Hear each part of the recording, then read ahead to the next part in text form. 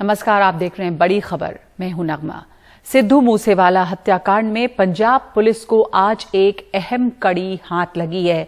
सिद्धू मूसेवाला की हत्या के मामले में एक और सीसीटीवी फुटेज सामने आया है। ये उनके घर के बाहर 29 मई का फुटेज है, जिस दिन उनकी हत्या की गई। बताया जा रहा है कि इस सीसीटीवी फुटेज में सेल्फी ले रहा शख्स ही वो शख्स केकड़ा है, जिसे मानसा पुलिस ने सीसीटीवी फुटेज के आधार पर आज गिरफ्तार किया है। सूत्रों के मुताबिक केकड़ा ने ही शूटर्स को ये जानकारी दी कि सिद्धू मूसेवाला बुलेट प्रूफ गाड़ी में नहीं बल्कि थार में जा रहे हैं। शूटर्स के लिए गाड़ी भी केकड़ा ने ही मुहैया करवाई। केकड़ा सिरसा के कालावाली गांव का रहने वाला है और वही उस दिन मूसेवाला के घर गया था।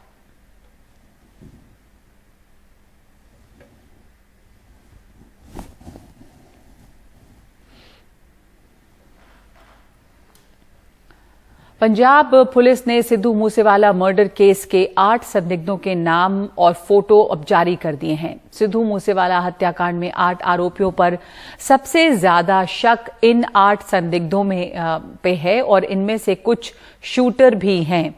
मनप्रीत सिंह मन्नू, जो कि तरन तारण पंजाब का रहने वाला है, जगरूप सिंह रूपा, ये भी तरन तारण पंजाब से है, हरकमल उर्फ रानू भटिंडा पंजाब, प्रियवर्त उर्फ फौजी सोनीपत हरियाणा, मंजीत उर्फ भोलू हरियाणा के सोनीपत से, सौरभ उर्फ महाकाल महाराष्ट्र के पुणे से, संतोष जाधव महाराष्ट्र के पुणे से और सुभाष बानूड़ा राजस्थान के सीकर से। तो राजस्थान, महाराष्ट्र, हरियाणा और पंजाब सभी जगह तार जुड़े हैं।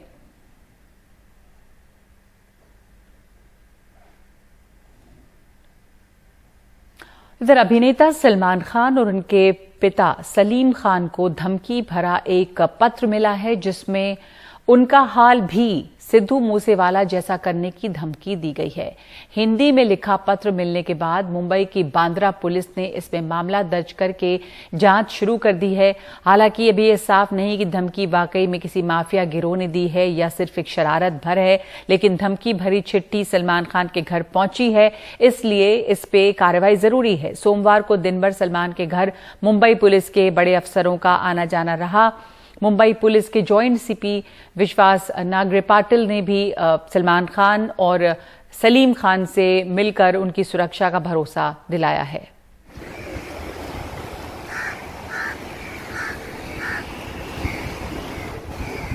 आप मारिए तो थोड़ा समझ लें।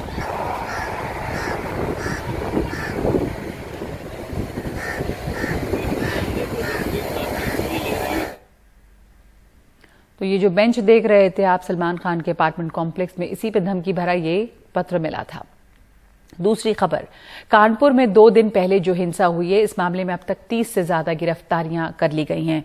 गिरफ्तार किए गए आरोपियों में हिंसा का मास्टरमाइंड जफर हयात हाशमी है। पुलिस ने कुछ दिन 3 एफआईआर दर्ज किए हैं। 36 लोग नामजद हैं। 500 से ज्यादा अज्ञात एफआईआर में आज कानपुर पुलिस ने 40 से ज्यादा संदिग्धों की तस्वीरें जारी की हैं। साथ ही एक मोबाइल नंबर भी जारी किया गया है, जिन पर लोगों से सूचना देने की अपील की गई है। आरोपियों की सूचना देने वाले के नाम को गुप्त रखा जाएगा, ऐसा कहा गया है। सोशल मीडिया और पोस्टर के जरिए पुलिस आरोपियों को गिरफ्तार करेगी। पुलिस सभी आरोपियों के खिलाफ गैंगस्टर एक्ट और एनएसए के तहत कार्रवाई करेगी। आरोपियों की अवैध संपत्तियों पर बुलडोजर चलाने की तैयारी कर रही है पुलिस। दरअसल बीजेपी प्रवक्ता नूपुर शर्मा की टिप्पणियों के विरोध में शुक्रवार को यहां पर हिंसा भड़क गई थी।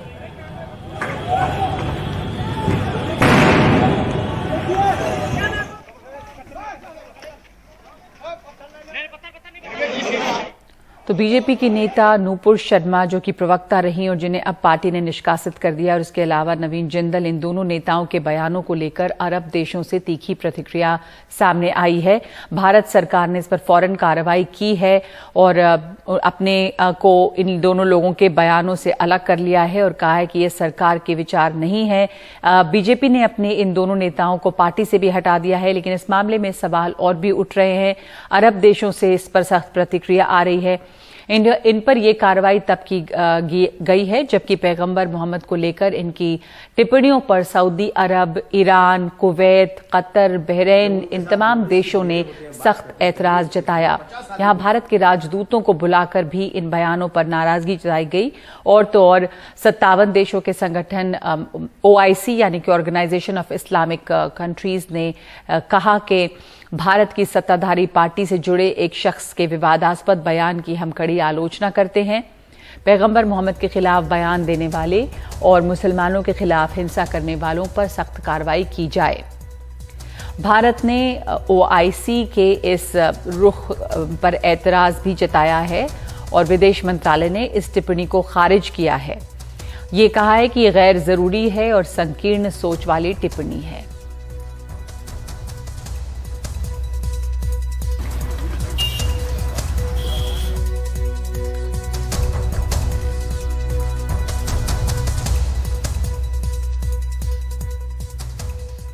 और इसी मुद्दे पर अब से कुछ देर पहले हमारे कार्यक्रम देश की बात में मुझसे बात करते हुए असदुद्दीन ओवैसी ने कहा है कि प्रधानमंत्री को कानून पर अमल करना होगा। उन्होंने सवाल किया है कि सरकार को होश में आने के लिए 10 दिन क्यों लग गए। दिसंबर 2019 में देश प्रधानमंत्री ने 2020 जब CAA का प्रधानमंत्री रिकॉर्ड स्टेटमेंट है, आपकी रिसर्च टीम को बोलिए। उन्होंने कहा कि मुस्लिम कंट्रीज मुझे बहुत चाहते हैं तो भारत का मुसलमान मुझसे क्यों डरेगा। भारत मुसलमानों से कोई फिक्र नहीं है, उनको फिक्र है उनकी इमेज की, उनको फिक्र है। मगर हम देश के प्रधानमंत्री को नगमा के प्रोग्राम से बोलना चाह रहे हैं कि अगर इन गल्फ कंट्रीज में हेट क्राइम शुरू हो जाएगा भारत के लोगों के खिलाफ, अगर कल इजिप्ट में सुएज कनाल से कहेंगे कि यहां से आप भारत का सामान नहीं लेकर जा सकते, तो कौन जिम्मेदार होगा भाई। हमारे टॉप 10 NRI डेस्टिनेशंस में से 6 तो गल्फ के है ना। और मैडम 55% रेमिटेंस वहां से आता। अगर वहां के लोग जो हेट क्राइम यहां पर हो रहा है, कल खुदा ना खास्ता वहां पर इंडियंस के खिलाफ शुरू हो जाएगा, तो भारत के प्रधानमंत्री उनकी सिक्योरिटी गारंटी करेंगे क्या? और क्या ये जो कुछ इंडिया में हो रहा है, भारत में हो रहा है, कि देश नहीं देख रहा है? हमारा मुल्क कोई नॉर्थ कोरिया या चाइना का जिनजियांग का एरिया तो नहीं है कि चंद दिन के बाद लोगों की तबाही और बर्बादी और ये तमाम बातें मालूम होंगी। तो देश के प्रधानमंत्री को कानून को अमल करना पड़ेगा।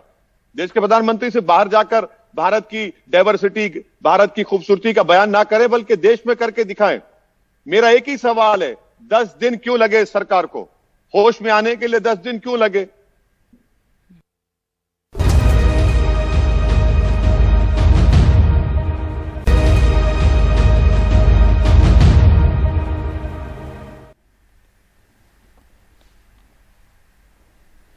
महाराष्ट्र के कुछ निर्दलीय विधायकों को मलाड ले जाया जा रहा है। इनको ले जाने के लिए वर्षा बंगले पर पहुंची थी बसें।